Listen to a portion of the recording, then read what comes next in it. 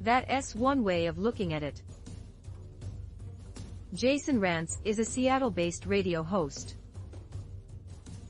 He joins us tonight. Jason, thanks so much for coming on. You'll notice in the last clip we played, the politician described the rioters as, quote, us. It does seem like many politicians, the Pacific Northwest Democrats, feel that these mobs are their supporters. They are. This is the base that keeps these people in power. And it's not just in the Pacific Northwest. It's all across the country. We're seeing it unfold in Minneapolis, Chicago, Atlanta, New York, D.C. These are folks who are believers in the cause. Now, maybe some of them don't support the actual violence, but God forbid they actually speak out against the violence because then they believe they're doing a disservice to their cause.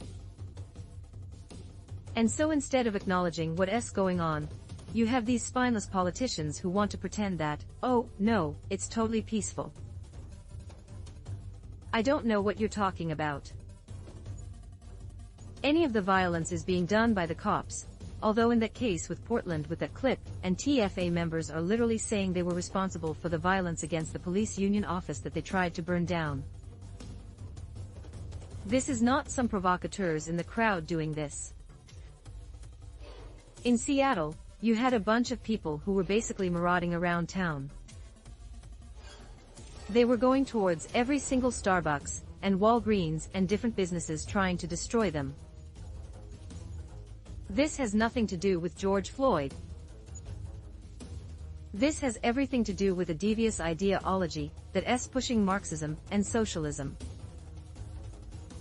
And the only way that they can get that is to break down the current systems of governance, of capitalism, of policing and rebuild. And if they want to rebuild, they believe they have to get violent.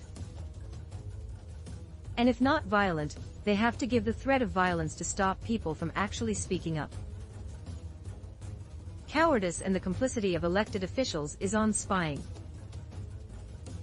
If these were Trump voters, armed, assaulting police officers, civilians, burning things, destroying property, tearing down statues, wrecking stores, looting,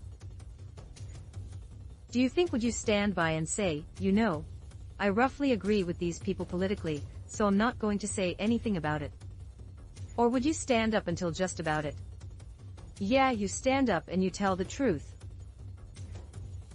This whole idea that you've got just a few bad apples in a larger group that's otherwise peaceful. I'm sorry, but if I'm part of a movement and you've got 20, 30, 40 people who are turning to violence for over 50 days in Portland, I'm not showing up and giving credence to that movement. I'm going to identify it for what it is. And too often all across the country, whether it's Portland, Seattle, Chicago, or Atlanta, you've got a lot of people are sitting back and saying, you know what? We are the silent majority. We're going to fight back. I'm sorry. It is unacceptable to remain the silent majority. We need to stand up. We need to be the vocal majority. And we need to start pushing back. It is unacceptable that we are allowing this kind of lawlessness take over American cities. And kudos to the Trump administration for sending in the federal law enforcement officials in Portland. Hopefully soon in Chicago and hopefully soon in Seattle, because if the city governments are going to step up, we can't sit back and allow this kind of nonsense. That's how you lose elections on a local level. Staying silent right now, all of these protesters, they're not silent, are they? They're organizing. They're out there and they're recruiting members to their cause. Meanwhile, we're saying, oh, maybe I'll send out an angry tweet. It's got to be a little bit more than that. We need to get organized. Yeah, because what you're watching is the Biden campaign in action, actually.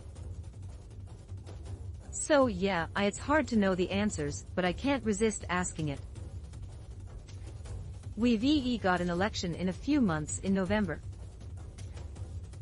Does this just stop? I mean, does Portland to Seattle to Chicago to Atlanta to Minneapolis? Do these places ever go back to normal? And when does this end? The fear is that this is the new normal. And that's why we need to start speaking up and getting a little bit more engaged. Those of us, regardless of our political positions, simply deemed unacceptable to tear down cities, burn buildings down, or riot and loot. If you don't stand up, why do you think? What does anyone think this is going to stop? Violence begets violence. Lawlessness begets lawlessness, regardless of it. Exactly right. That is absolutely a wise observation, and always true. Jason, it's great to see you tonight. Thank you for that. Thank you so much. But the bad news about the Hunt coronavirus this last month. But tonight, we have some good news.